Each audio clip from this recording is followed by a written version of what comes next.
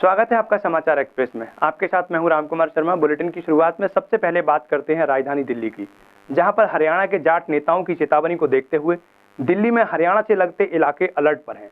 आपको बता दें कि दिल्ली के NH1 पर सिंधु बॉर्डर पर धारा 144 लागू है।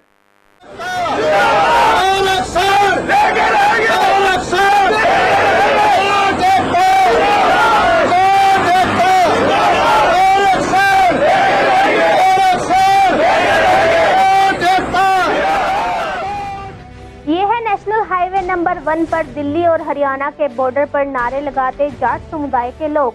यहां आज जाटों द्वारा धरने का ऐलान था, पर हरियाणा सरकार द्वारा आरक्षण देने के बाद अब मामला कोर्ट में है और हरियाणा सरकार पैरवी कर रही है कि साथ ही पिछले आंदोलन में हुई हिंसक घटनाओं को देखते हुए अधिकतर जाट नेताओं ने आंदोलन से किनारा कर लिया है। दिल्ली में भी आह्वान के बाद लोग इकट्ठा हुए और दिल्ली पुलिस काफी मुस्तैद थी। पुलिस ने बॉर्डर पर धारा 144 लगाकर करीब 1000 दिल्ली पुलिस के जवान तैनात किए। साथ ही दूसरी तरफ बड़ी संख्या में हरियाणा पुलिस भी तैनात की गई थी। दिल्ली पुलिस की ओर से पूरी तैयारी है। NH1 पे इस समय आराम से आप देख सकते हैं कि ट्रैफिक की आवाजाही जारी है और हमारा हर प्रकार का प्रबंध है यहाँ पे किसी भी प्रकार की घटना से जूझने का, और कोई भी हम किसी भी प्रकार की बाधा यहाँ पर पैदा नहीं होने देंगे। सर, धारा 144 भी क्या यहाँ पर लगाई गई है? जी, लगाई गई है। सर, तो जाट कुछ नेता इकट्ठे हो रहे हैं सर, तो उनके लिए क्या?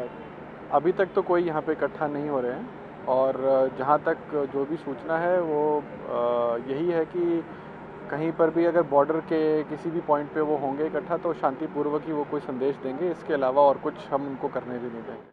दिल्ली के जाट नेताओं की मांग है कि हरियाणा के जाट भाइयों पर दर्ज मुकदमे वापस लेने और आंदोलन में मारे गए लोगों को शहीद का दर्जा व नौकरी देने की मांग है।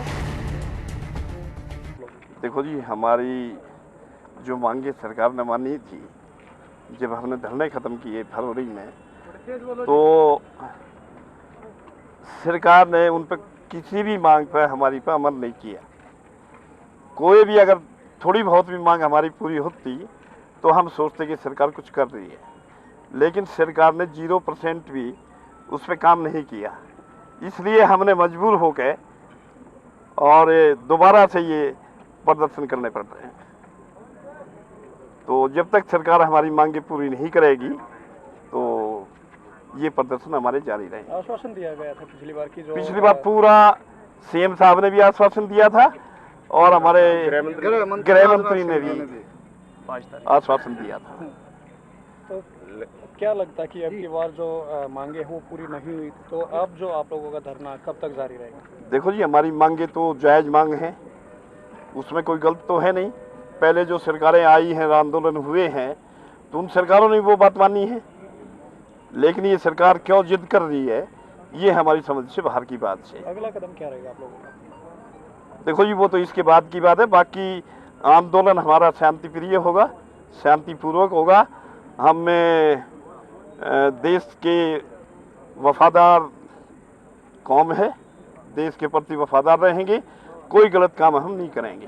लग रहा है पिछली बार जैसा कि NH1 जाम किया था, रेलवे ट्रैक भी जाम किया था, काफ़ी सरकारी संपत्ति को नुकसान पहुंचाया गया था, तो अब की बार जो आप लोग क्या शांतिपूर्वक तरीके से धरने को अंजाम देंगे?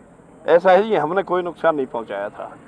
जाट कौम के किसी भी आदमी ने कोई नुकसान नहीं पहुंचाया, कोई तोड़फोड़ नहीं की। वो सरकार के ही आदमी थे।